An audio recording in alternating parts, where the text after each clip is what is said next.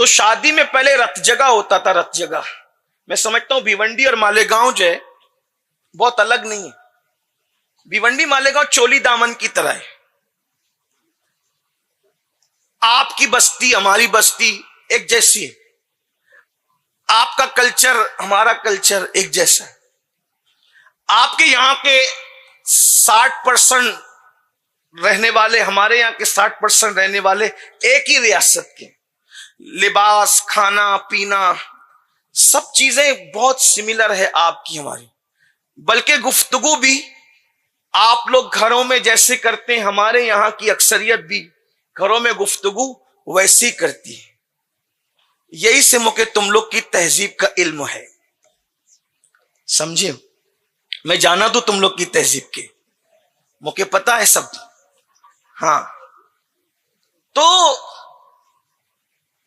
اس وجہ سے اب جو بدلے نا آپ میں ہم میں فرق اتنا ہے کہ آپ ممبئی کے قریب ہیں تو آپ کے یہاں جرائم ہم سے پہلے پہنچ جاتے ہیں اور آپ کے 10-12 سال کے بعد پھر ہمارے یہاں وہی چیزیں ریپیٹ ہوتی ہے جو آپ پہلے کر چکے ہوتے. آپ کی صنعت کا، آپ کی تجارت کا تقریباً وہی معاملہ وہاں بھی ہے. بلکہ لوڈ شیڈنگ وغیرہ جو آپ کے یہاں ہوتی ہے اس کا بھی تقریباً وہی معاملہ. جیسے آپ کے یہاں بہت گڈھے ہیں، آپ کے جیسے مسلم جو وہ قائدین آپ کے گڈھے سدھرنے نہیں دیتے، کچھ کم و بیش وہی حالات ہمارے یہاں بھی ہے. جیسے گڈھے آپ کے یہاں، کبھی کبھی تو ایسا ہوتا ہے کہ جب آنکھ بند ہوتی ہے تو سفر جاری رہتا ہے، اچانک جب گڈھے آتے ہیں تو خیال آتا ہے یا تو بھیونڈی آیا ہوگا یا تو مالیگاؤں آیا ہوگا. یعنی ایسے حالات ہیں. تو بہت کچھ چیزیں ہیں.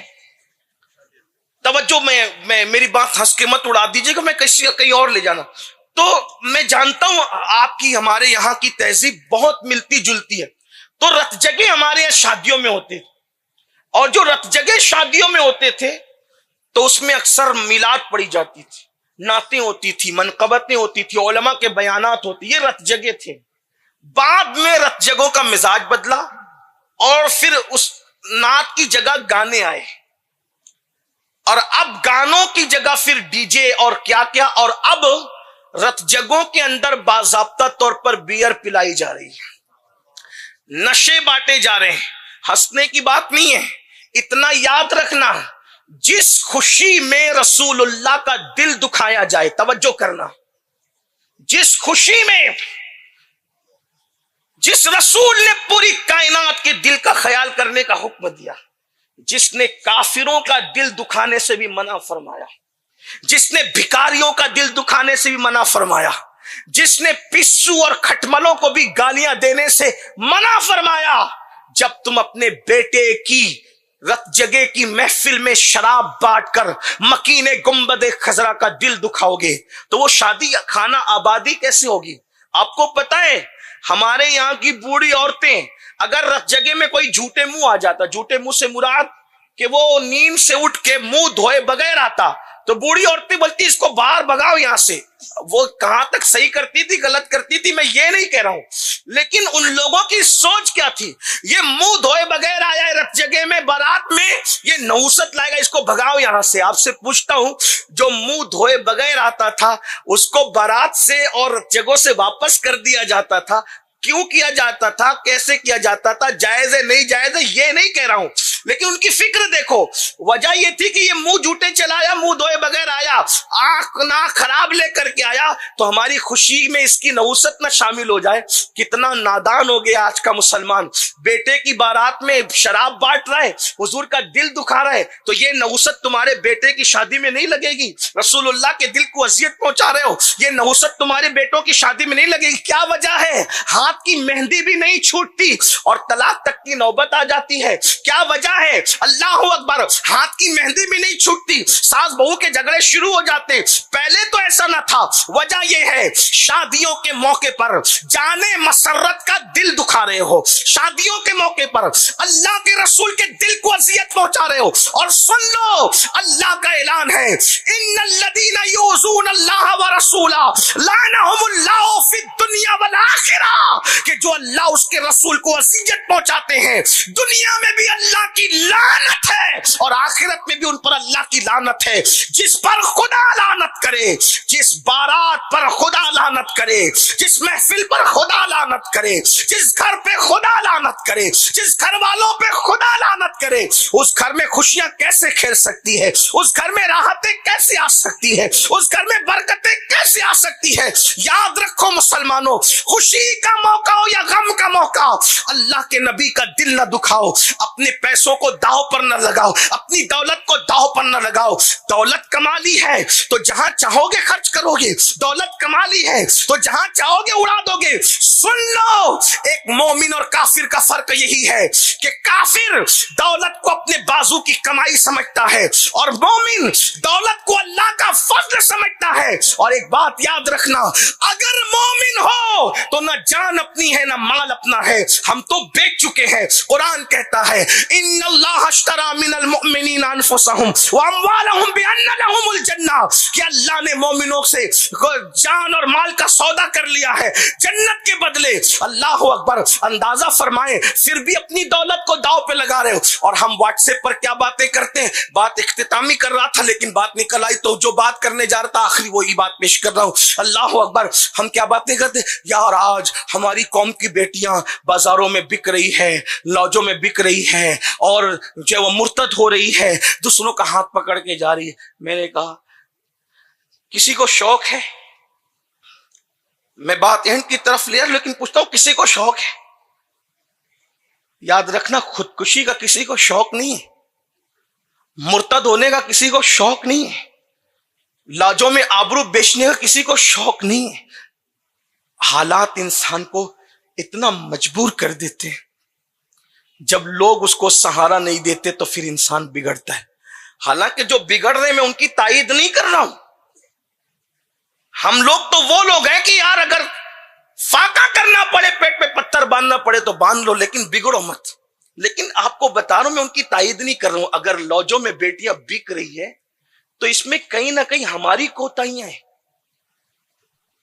ہم نے اپنے بزرگوں کا طریق چھوڑا، اپنا مسلک، اصل مسلک چھوڑا، اصل دین چھوڑا، اور ہم نے اپنی طبیعت کی غلامی کی۔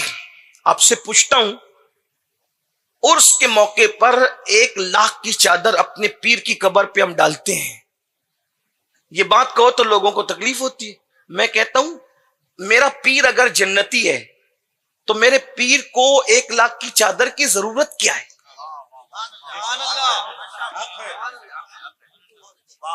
500 روپے کی چادر میں اپنے پیر کے مزار پہ ڈال دوں اور بقیہ جو پیسے بچتے ہیں 99,500، وہ پیسے اپنے ہی مرشد کے ایصال ثواب کے لیے کسی غریب کی شادی پر خرچ نہ کر دوں؟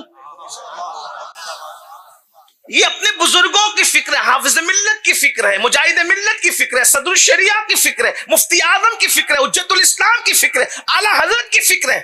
فکری اور مذہبی عیاشی سے نکلو اور ترجیحات پر توجہ دو، اور پھر سوچو جب میرا پیر جنتی ہے تو اس کو قبر پر پڑی چادر سے کیا فائدہ؟ اس کو تو جنت کا وہ لباس مل گیا کہ اب وہ میری چادر کا محتاج نہ رہا۔ لیکن ہم نے اس کی طرف توجہ کرنے کی بجائے ہم نے نمائشوں کی طرف زیادہ توجہ کی۔ بلکہ ہمارے علماء کہتے ہیں کہ اگر شرعی عرس دیکھنا ہے تو جاؤ حافظ ملت کی بارگاہ میں جا کے دیکھو، اور جہاں شرنی چادر گھاگھر بکتی ہے وہاں جاؤ تو کتابیں بکتی ہیں، جا کے دیکھو وہاں پر۔ یہی فرق ہے علم والوں کے عرس کا اور یہی فرق ہے جاہلوں کے عرس کا۔ یہ دیکھ لیں آپ، علماء جو عرس کرتے ہیں اس عرس کو جا کے دیکھیں آپ۔ عرس شرعی دیکھنا ہے تو ماہرہ مطہرہ میں جا کر عرس قاسمی کے موقع پہ دیکھو، جہاں کے سجادگان خود کھڑے ہو کر کے کہتے ہیں، بلکہ حضور رفیق ملت علامہ سید نجیب حیدر صاحب مدظ اللہ العالی فرماتے ہیں کہ پھول خریدنے کی بجائے کتابیں خرید کے لے جاؤ اور اپنے مسجد کے امام کو تحفے میں دو۔ یہ فرق ہے اہل علم کے عرس کرنے اور جاہلوں کے عرس کرنے میں۔ آپ کا ہمارا عرس کیا ہے؟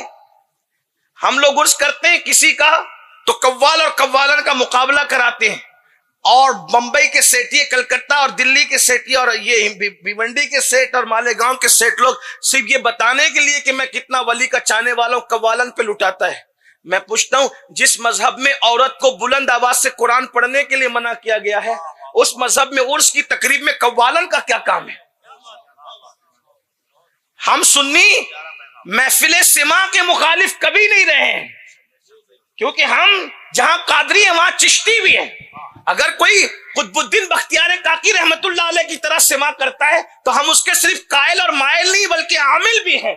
ہمارے مرشد حضور قطب الاقطاب سرکار قطب الدین بختیار کاکی کا وصال محفل سما میں ہوا. علامہ احمد جام کے شعر پر کشتگانے خنجر تسلیم را ہر زمان از غیب جانے دیگر است.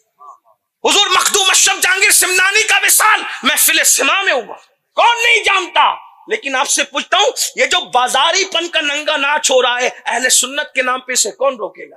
اور اس کا نتیجہ کیا ہے؟ نتیجہ یہ ہے کہ ہماری بچیاں سگنلوں پہ بھیک مانگ رہی، لوجوں میں اور ہم کیا کر رہے ہیں جب یہ دیکھتے ہیں نا، خاص طور پہ میں یہ کام یہ پوری دنیا کو جہاں تک اللہ کرے پیغام پہنچے بھیونڈی اور مالیگاؤں کا حال یہ ہے، جب کوئی برقع پہن کر کے لڑکی کہیں پکڑاتی ہے تو حالانکہ یہ بھی میں کہتا ہوں کہ ضروری نہیں ہے کہ ہر برقع پہنی ہوئی لڑکی مسلمان ہی ہو، سازشیں بھی چل رہی ہے، سازشیں بھی، لیکن بات بتانے کی ہے.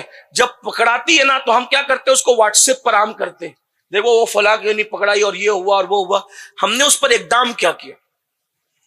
ہم نے کیا قدم اٹھایا؟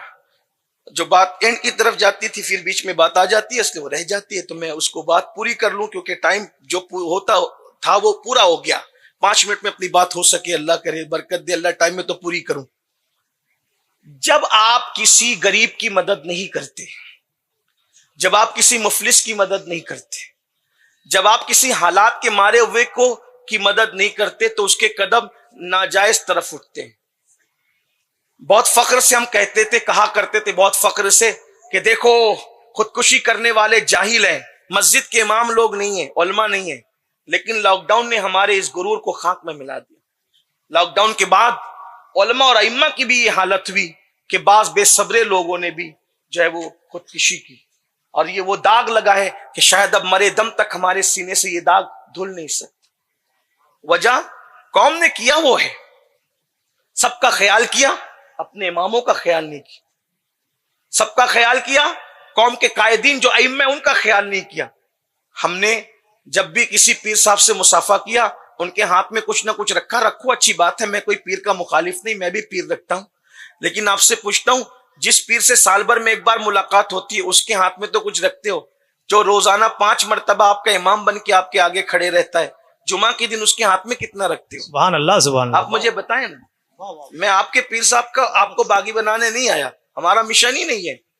آپ کے پیر کی جوتیاں، ہر پیر کی جوتیاں ہمارے سر آنکھوں پہ ہے، لیکن امام کو 2 کوڑی کا کہتے ہو. اور یار جس نے آپ کو کبھی کچھ سکھایا ہی نہیں ہو، آپ بتائیں نا. تو اس کا مطلب یہ ہے کہ حالات ہم خود بگاڑ رہے ہیں، اور قرآن کہتا ہے حالات نہیں بدلیں گے. ان اللہ لا یغیر ما بقوم حتی یغیر ما بانفسہم. اللہ کسی قوم کے حالات کو اس وقت تک نہیں بدلتا جب تک کہ وہ قوم خود اپنے حالات کو نہیں بدلتی.